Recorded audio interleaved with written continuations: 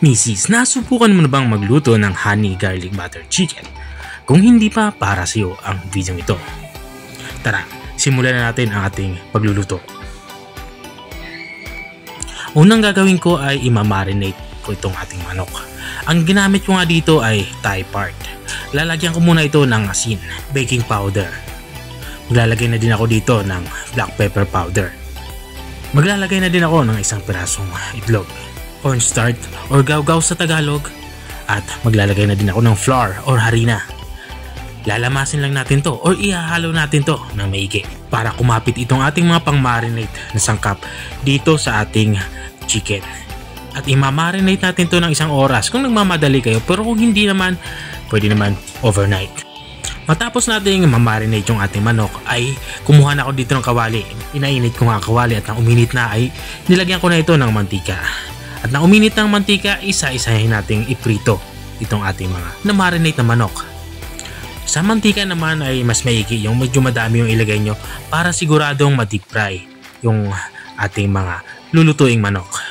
At babalik tayo lang natin to para yung kabilang side naman ang maluto.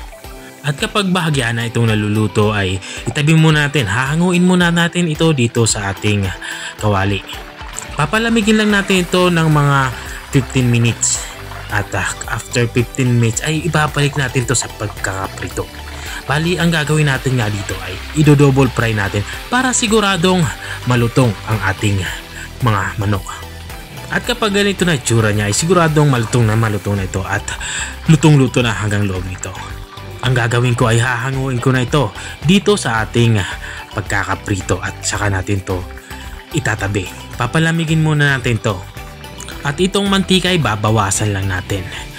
Matapos ko ang mabawasan yung mantika ay kumuha na ako ng butter. Tutunawin lang natin yung butter at napag tunaw na yung butter ay ilalagay na natin itong ating garlic, bawang.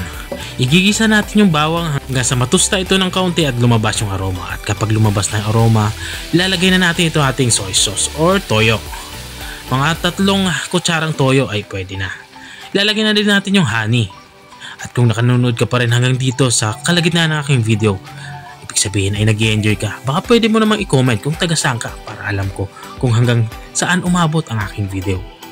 At balik tayo dito sa aking nilulutong ulam. Nilagyan ko pa nga ito ng kaunting asukal para mas matamis nga ang ating nilulutong ulam. Tinunaw ko lang nga yung asukal at nang matunaw na ito at lumapot na, inilagay ko na itong ating mga napritong manok. Bali, ang gagawin ko lang dito, i-coat ko lang itong ating mga napritong manok. At kapag na-coat na ng maigi ay lalagay na natin itong sesame seeds. Ito naman ay optional. Kung wala kayong sesame seeds, okay lang.